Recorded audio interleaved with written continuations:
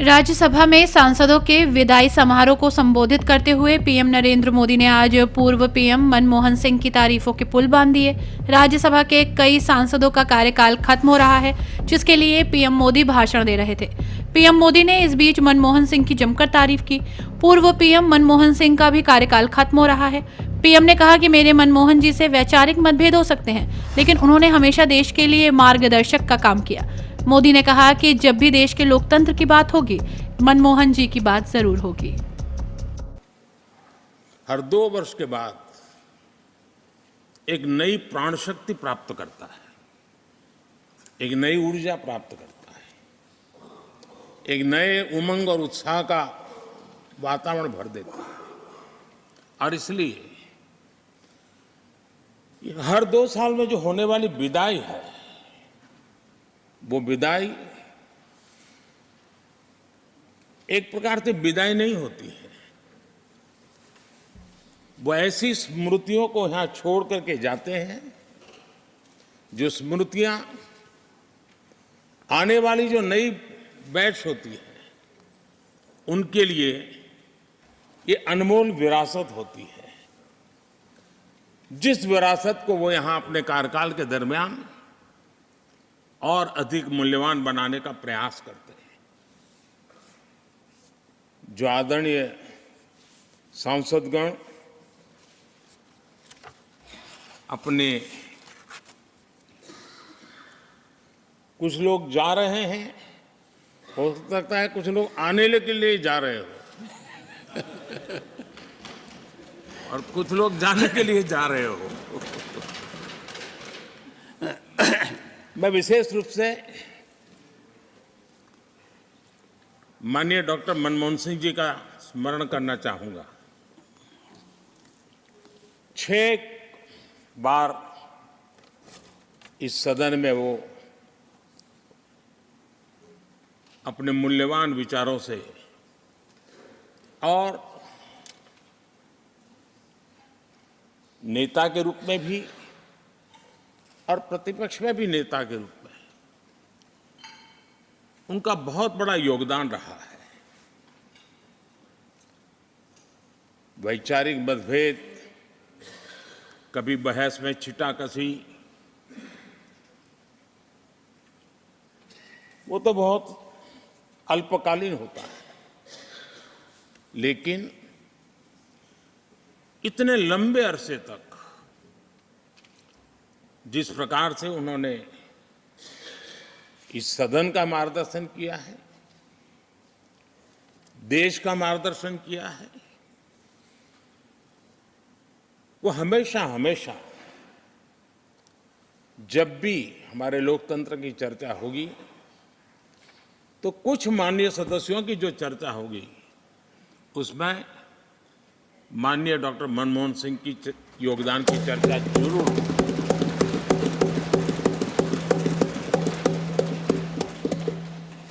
और मैं सभी सांसदों से,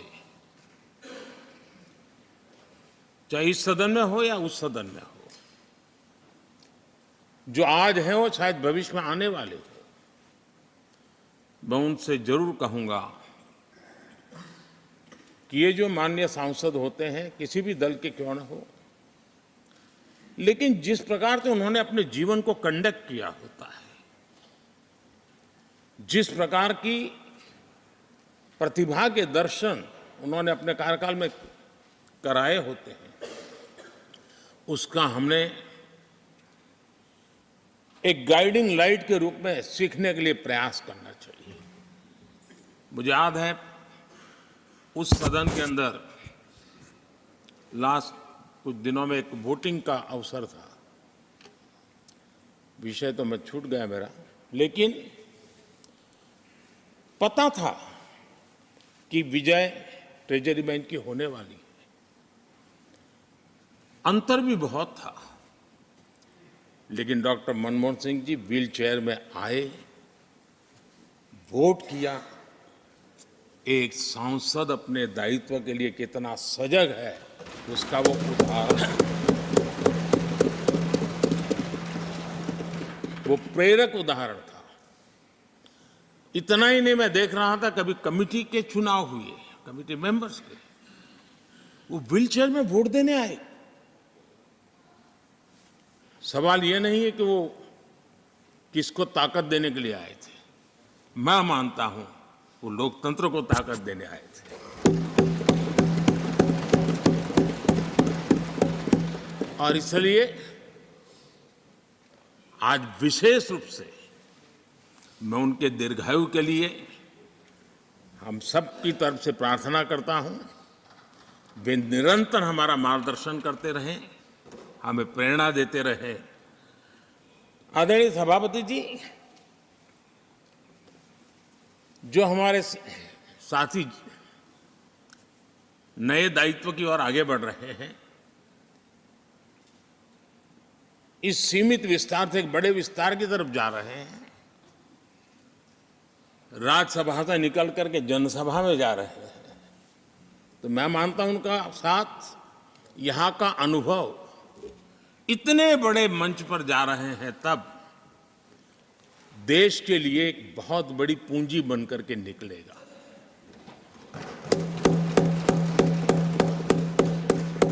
किसी यूनिवर्सिटी में भी 3-4 साल के बाद एक नया व्यक्तित्व तो बाहर निकलता है। ये तो 6 साल की विविधताओं से भरी हुई है, अनुभव से घड़ी हुई एक ऐसी यूनिवर्सिटी है जहां 6 साल रहने के बाद कोई भी व्यक्ति ऐसा निखर करके निकलता है, ऐसा तेजस्वी बन करके जाता है, वो जहां भी रहता है, जिस भूमिका से रहता है, वो अवश्य हमारे कार्य को अधिक ताकतवर बनाएगा, राष्ट्र के काम को गति देने का सामर्थ्य देगा। ये जो माननीय सांसद जा रहे हैं, एक प्रकार से वो वैसे ग्रुप है जिनको दोनों सदन में रहने का, पुराने वाले संसद के भवन में भी और नए वाले संसद के भवन में भी उनको रहने का अवसर मिला।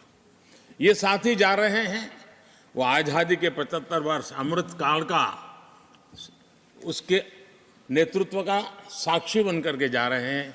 और ये साथी जो जा रहे हैं, हमारे संविधान के 75 साल, उसकी भी शोभा बढ़ाते हुए आज हम सबके साथ जा रहे हैं, तो अनेक स्मृतियां लेकर के जा रहे हैं।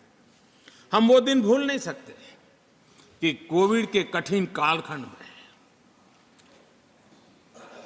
हम सब ने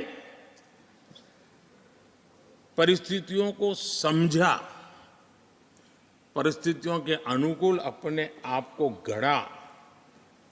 यहां बैठने के लिए कहा तो यहां बैठो, वहां बैठने के लिए कहा तो वहां बैठो, उस कमरे में बैठने के लिए कहो। किसी भी दल के किसी भी सांसद ने ऐसे विषयों को लेकर के देश के काम को रुकने नहीं दिया। और कोरोना के वो कालखंड जीवन और मौत का खेल था, घर से बाहर निकले पता नहीं क्या होगा। उसके बाद भी माननीय सांसदों ने सदन में आकर के देश की जिम्मेवारियों को निभाया, देश को आगे बढ़ाया। और इसलिए मैं समझता हूं कि उस कालखंड ने हमें बहुत कुछ सिखाया है। संकटों के बीच भी भारत की संसद में बैठे हुए व्यक्ति कितने बड़े दायित्व को निभाने के लिए कितना बड़ा रिस्क भी लेते हैं और कितनी कठिनाइयों के बीच में काम भी करते हैं, इसका अनुभव भी हमें हुआ। सदन में खट्टे मीठे अनुभव भी रहे। हमारा कुछ दुखद घटनाएं भी रही। कोविड के कारण हमारे कुछ साथी हमें छोड़ के चले गए, आज वो हमारे बीच नहीं है। वो भी सदन के इसी कालखंड के कुछ प्रतिभाएं थी जो हमारे बीच से चली गई। वो एक दुखद घटना को हमने स्वीकार करते हुए भी हम आगे बढ़ते रहे। और भी ऐसी कुछ घटना हुई, कभी कभी फैशन परेड का भी हमने दृश्य देखा, काले कपड़ों में सदन को फैशन शो का भी लाभ मिला। तो ऐसी विविधताओं के अनुभव के बीच हमारा कार्यकाल बीता। और मैं तो अब खरगे जी आ गए हैं, तो मेरा एक धर्म तो निभाना ही पड़ता है मुझे। कभी कभी कुछ काम इतने अच्छे होते हैं जो बहुत लंबे समय तक उपयोगी होते हैं। हमारे यहाँ कोई बच्चा कुछ अच्छी चीज कर लेता है, कोई बच्चा अच्छे कपड़े वपड़े पहन करके अवसर के लिए तैयार होता है, तो परिवार में एक आध स्वजन आ जाता है, अरे किसी की नज़र लग जाएगी, इसको काला टीका कर दो, तो ऐसे काला टीका कर देते हैं। आज देश पिछले 10 साल में समृद्धि के नए नए शिखर सर कर रहा है। एक भव्य दिव्य वातावरण बना है, उसको नजर न लग जाए, इसलिए काला टीका करने का आज प्रयास हुआ है। मैं उसके लिए भी खड़गे जी का बहुत धन्यवाद करता हूं, ताकि इस हमारी प्रगति की यात्रा को कोई नजर न लग जाए। ये नजर न लग जाए इसलिए आपने आज जो काला टीका किया है, मैं तो सोच रहा था सब काले कपड़ों में आएंगे, लेकिन शायद काला जोदू खिंचते खिंचते खिंचते ब्लैक पेपर तक चला गया है। लेकिन फिर भी मैं उसका भी स्वागत करता हूं, क्योंकि जब भी अच्छी बात होती है काला टीका नजर न लग जाए, इसलिए बहुत जरूरी होता है।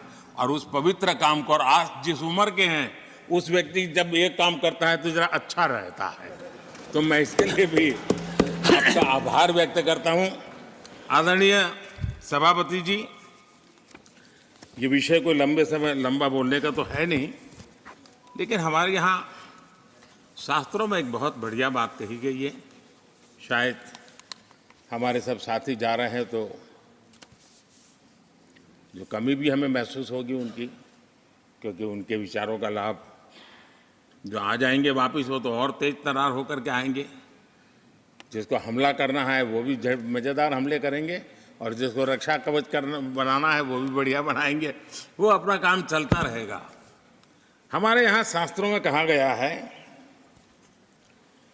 गुणा गुणज्ञेषु गुणा भवन्ति, गुणा गुणज्ञेषु गुणा भवन्ति, ते निर्गुणम प्राप्य भवन्ति दोषाः, ते निर्गुणम प्राप्य भवन्ति दोषाः। आस्वाद्य तोया प्रवहन्ति नद्य, समुद्र मासाद्वय भवन्तय पेया। उसका मतलब है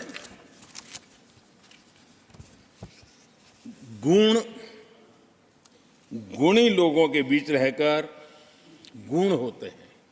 जो गुणी लोगों के बीच रहने का मौका मिला तो उनके साथ रहने से हमारे भी गुणों में बढ़ोतरी होती है। निर्गुण को प्राप्त करके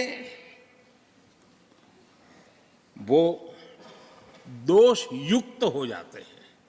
अगर गुणियों के बीच में बैठते हैं तो गुण तो बढ़ जाता है, लेकिन गुण ही नहीं है तो दोष बढ़ जाते हैं। और आगे कहा है, नदियों का जल तभी तक पीने योग्य होता है जब वो बहता रहता है।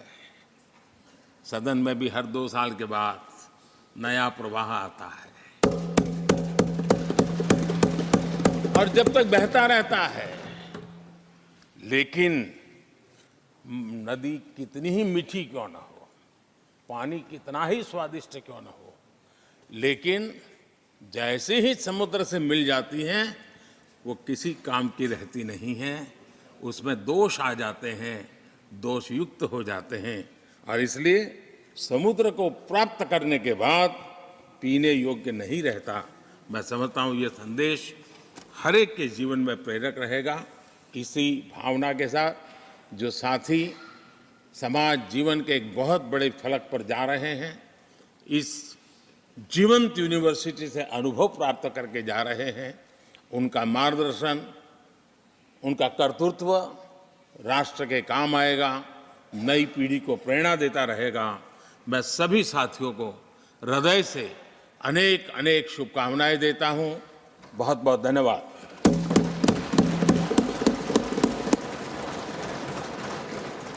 हर न्यूज अपडेट के लिए डिस्क्रिप्शन बॉक्स में दिए हुए लिंक से ज्वाइन करें रॉयल बुलेटिन का व्हाट्सएप ग्रुप और पाएं हर खबर सबसे पहले अपने व्हाट्सएप पर।